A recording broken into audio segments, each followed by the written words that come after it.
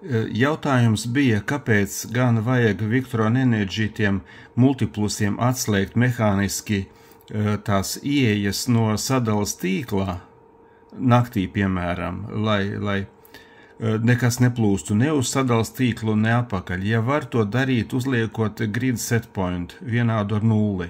Bet, ja grid setpoint 0, tik un tā būs neliela tā jaudas staigāšana šurpu turpu. Bet es parādīšu te, es nesen sameistaroju Node-RED tādu algoritmu, kas ļauj automātiski to invertoru atslēgt, pieslēgt pie sadalas tīkla, un tas notiek spēlējoties ar tam invertora režīmu, vai viņš ir inverter modē, vai viņš ir on stāvoklī, pilnīgi ieslēgts. Un tātad, lai viņš pāriet uz invertoru modi, tas ir nakts režīms, kad viņš tikai strādā kā invertors, bet ir atslēdzās no sadalas tīkla, bez jebkāda slēdža, ir jāizpildās vienlaicīgi 3 nosacījumiem.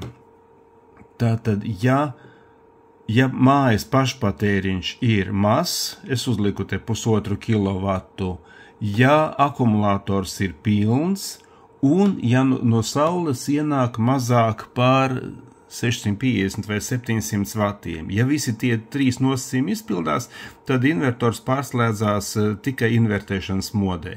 Bet no rīta vai kaut kādā citā laikā, lai viņš ieslēgtos stāvoklī on, pietiek ar vienu no nosacījumiem. Tiklīdz vai nu ieslēdzas liels pašpatēriņš, vai ja akumulators iziet ārā no tā viņa normālā stāvokļa, pie tam jebkurā virzienā, vai uz plusa virzienā vai mīnus virzienā, ja akumulators izlādējas, tad jāvienojas pie sadalas tīkla. Vai, ja no rīta sāk spīdēt saule, tad ja izpildās viens no nosacījumiem, tādā gadījumā nostrādā 3, padodu to cipariņu 3 invertoru mode uz to invertoru, un viņš pieslēdzās pie sadalas tīkla. Tātad šis te režīms ir pilnībā automatizējams, un nav vajadzīgs nekāds slēdzis, un nav vajadzīgs tur man spēlēties ar to grid setpoint, 0 vai ne 0.